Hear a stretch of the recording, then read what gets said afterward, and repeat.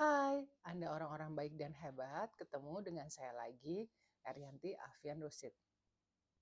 Kali ini saya akan membahas perihal ada seorang sarjana lulusan universitas terkenal di Indonesia yang mengaku sudah 1.000 kali mengirim lamaran pekerjaan, tetapi belum ada yang menerimanya. Kira-kira apa penyebabnya ya, dan bagaimana cara agar dia bisa diterima bekerja? Ini akan saya bahas dari latar belakang pendidikan saya di bidang psikologi salah satunya, kemudian magister manajemen di bidang komunikasi, dan pengalaman saya di bidang HRD kurang lebih 20 tahun. Berikut adalah beberapa penyebab mengapa lulusan sarjana, terutama dari universitas terkenal, mengalami kesulitan mendapatkan pekerjaan beserta solusi yang dapat diambil. Penyebab kesulitannya adalah bisa saja terlalu mengandalkan nama universitas.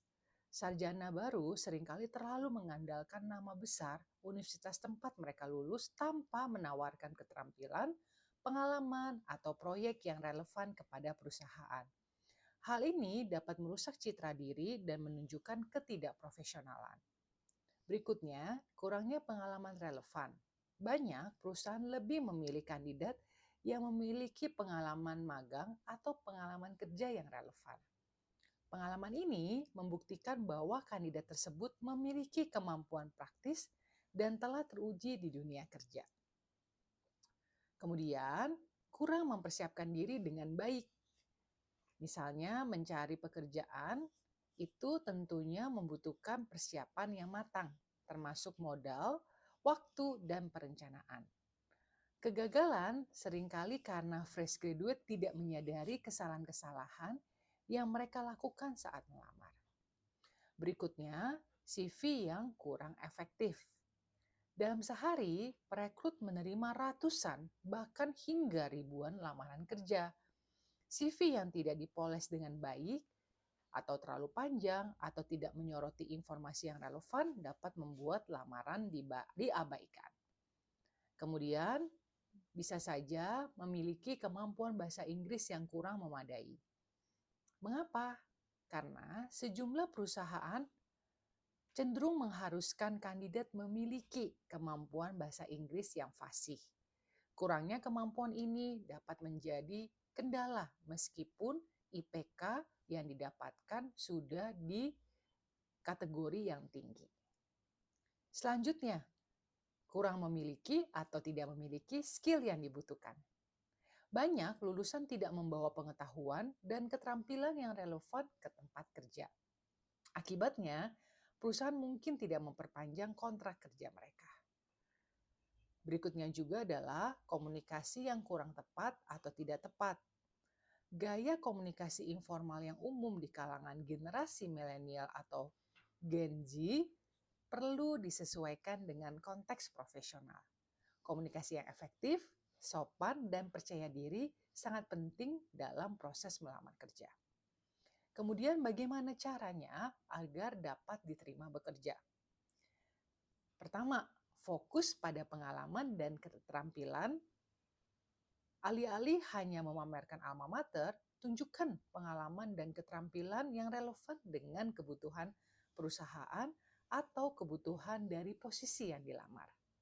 Ikuti magang, berkontribusi di komunitas, atau buat proyek pribadi untuk mendapatkan pengalaman berharga. Kembangkan soft skill.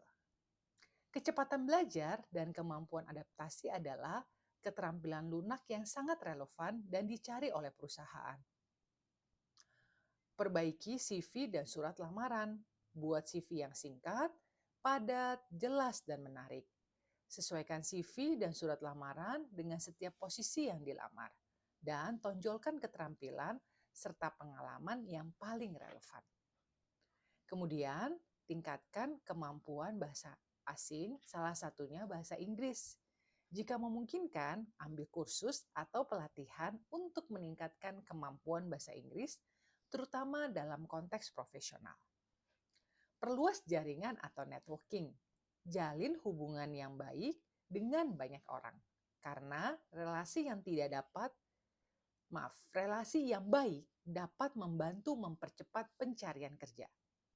Orang lain mungkin merekomendasikan Anda ke perusahaan tempat mereka bekerja jika mereka melihat Anda sebagai orang yang berkompeten dan tentunya berintegritas.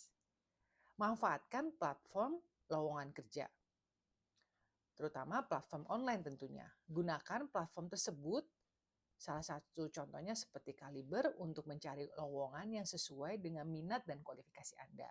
Banyak platform lain yang belum saya sebutkan itu juga bisa digunakan untuk mendapatkan informasi mengenai lowongan pekerjaan yang sesuai dengan minat dan kualifikasi Anda. Tentunya Anda harus mempersiapkan diri untuk wawancara.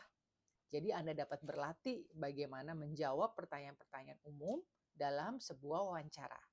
Dan juga lakukan riset sebelum wawancara. Tunjukkan ketertarikan Anda pada perusahaan tersebut dan posisi yang tentunya Anda lamar.